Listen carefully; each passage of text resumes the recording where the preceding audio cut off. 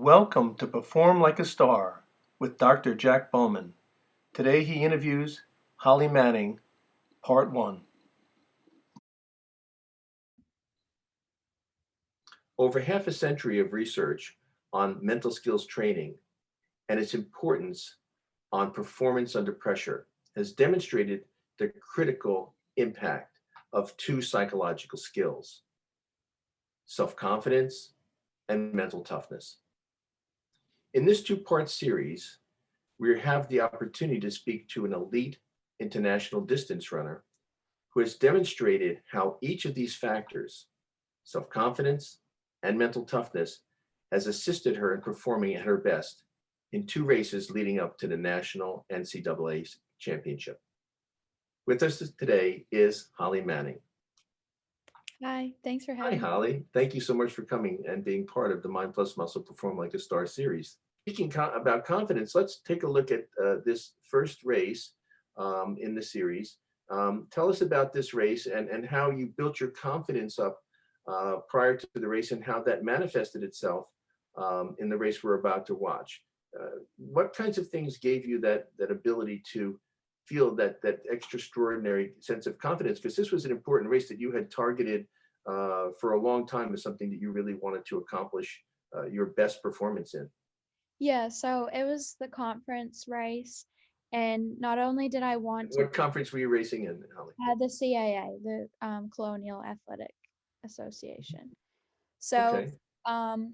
I was new to the conference because I just transferred. I had big goals for myself, and I think other people had big expectations for what I was going to do. So I wanted to win. I wanted to get the school record. I wanted to qualify for regionals. Um, and I wanted to PR. So those are like Wow. That's kind of like the four the ace, the queen, the king, and the jack. You wanted yeah. the whole package. So you went in there with a tremendous amount of desire to do exactly what you were hoping and striving to do. I mean, you really were putting a lot of emphasis on getting that done. Yeah.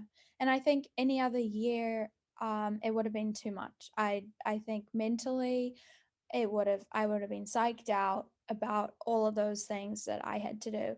But this year was different because I had not only put in the physical work, but I put in the mental work with you to know how to deal with those nerves and those feelings by thinking of all like drawing from the well like we were talking about and making the mental plan and just being so confident in my ability to be able to go out and do these things. Like there was no doubt about it. Like I've never ever been so confident about myself, and I Mhm. hope I can bring that that confidence back for other seasons because Well, yeah. yeah, looking back on it, I'm like, wow, that was actually really impressive with how confident I was.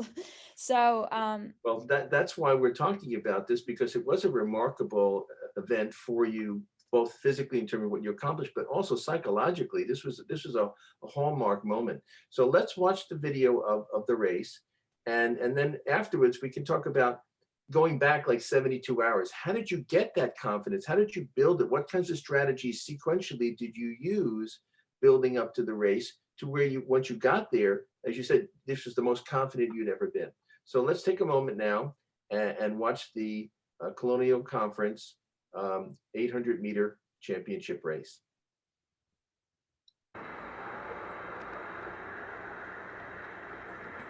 All right, back to the 800. It's about ready to start this. The official has them take their mark.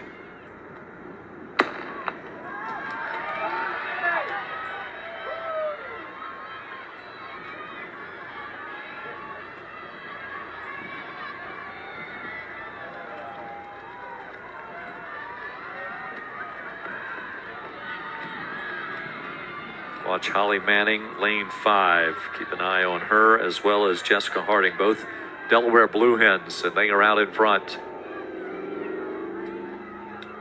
Are the Blue Hens, and it is Holly Manning. As we get some separation from the two leaders. That's Lucinda Schatz and Holly Manning out front. Schatz of Northeastern, Manning from Delaware. The rest of the pack back a bit.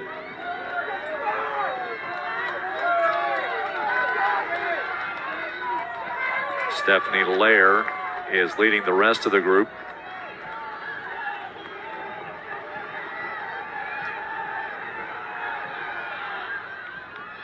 And it is Manning out in front. Manning opening up a little bit of distance on Schatz. Schatz came in with a time of 2:17.30 for Manning, 2:11 flat.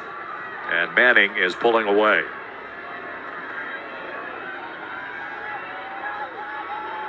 Manning down the back stretch. She's got a sizable lead. Looking at gold, silver. Seems to be in control of Schatz. There will be a battle for the bronze.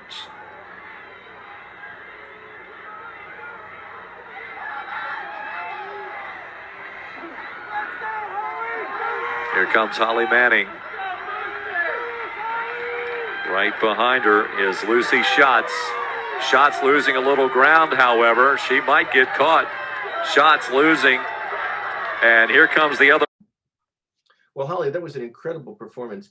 And as you crossed the finish line, that was kind of the peak of what you had prepared yourself for. That was the ultimate time that you wanted to get to and experience. And actually, I remember you had shared with me that you actually could feel the feelings of that excitement when you were doing your imagery as part of your preparation for the race.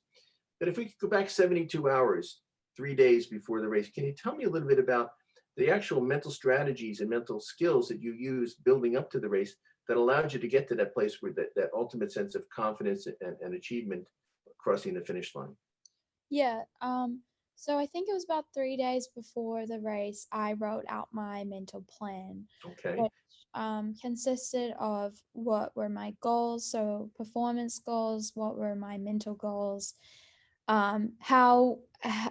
what kind of things am I drawing from the well Hmm. to help me either before the race or during the race. So you were planning on you wrote down in this plan Mhm. the things that you knew that you were going to focus on to make you feel confident, bring that confidence up. That was you wrote down what you were going to draw from the well. Terrific. And Yes. then what was the next part of the plan? So then I had a pre-start focus. So before the race, what kind of things was I going to think about? And then the during event focus. So obviously an 800 is pretty short, but you can kind of separate it into, I separated mine into 200. So the first 200, the second 200, the third 200, the fourth 200. Okay, let's stop there for a minute, Holly. If you can go back to what you put into that plan, what was the most important thing that you were planning on, that you really decided this is what I'm going to do in these parts? Can you talk a little bit about what you wrote down in your plan? Yeah. So my performance goal was, as I said, I had like 4 of them: winning, getting a PR, qualifying for regionals. But a PR equaled all of those things. So So that was a very intensive and demanding goal that, yeah. that brought your challenge up. I really am feeling challenged. Mhm. So that really was a good thing to have in your plan, to know that you were going to go for it. Yeah. Yeah. Like no holding back. And So then what kinds of things did you drawing from your well? I, it was fact. Like I'm the fastest I've ever been. So why can't I run the fastest I've ever been? So that knowing that you were in that incredible condition and you were the fastest, that knowledge, just reminding yourself of that, that brought up a tremendous sense of confidence, didn't it? Yeah, it did, because like as I just said, how could I not run a PR if I'm running PRs and workouts and everything else? So I got it in the well, let's use it. yep, exactly. Okay. So what about your pre-start focus? What did you decide that you were going to focus on in your plan?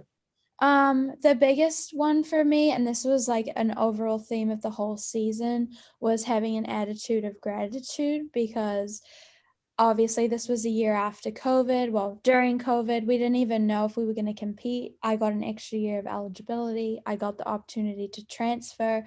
Like at this point, I was just so thankful for being able to have made it to conference. We were actually running, like COVID didn't interrupt it. I didn't have an injury. I was in the best shape of my So life. there's a tremendous amount of things to be grateful for and have gratitude. Yeah, and no reason to not wanna be there. Like, that just when you're so nervous and you're like, "Oh, I don't even know like, why am I doing this?"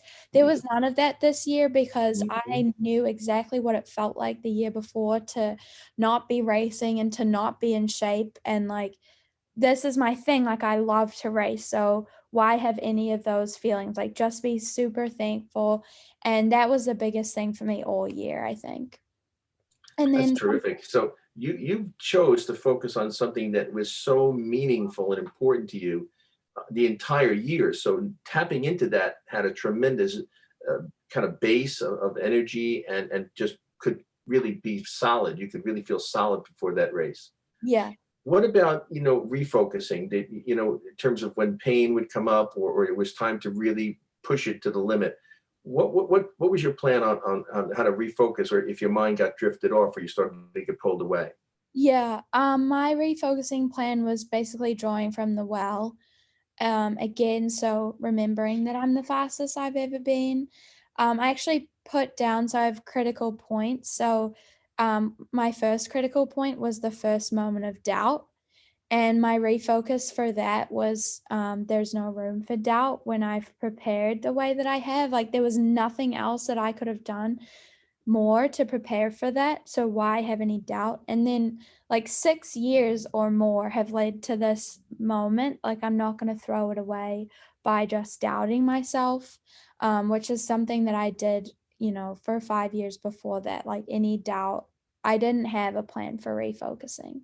And then So I that go ahead. That was I critical, wasn't it? I mean, and some of your colleagues, some of your runners who were also that you'd run with or had been teammates with for years, also had suggested that you kind of focus on that critical time when the doubt would you knew the doubt would come in at some point, and how to just basically say, I know you're there, go away. I'm in charge of this race, not you. yeah. That was so important that you had that in your plan, wasn't it? Yeah, it really was because I actually think that made me feel less nervous because I had a plan for what I was gonna do when I didn't feel good. And the best advice I've ever gotten for the 800 is it's not gonna feel good. It feels terrible. It's really hard.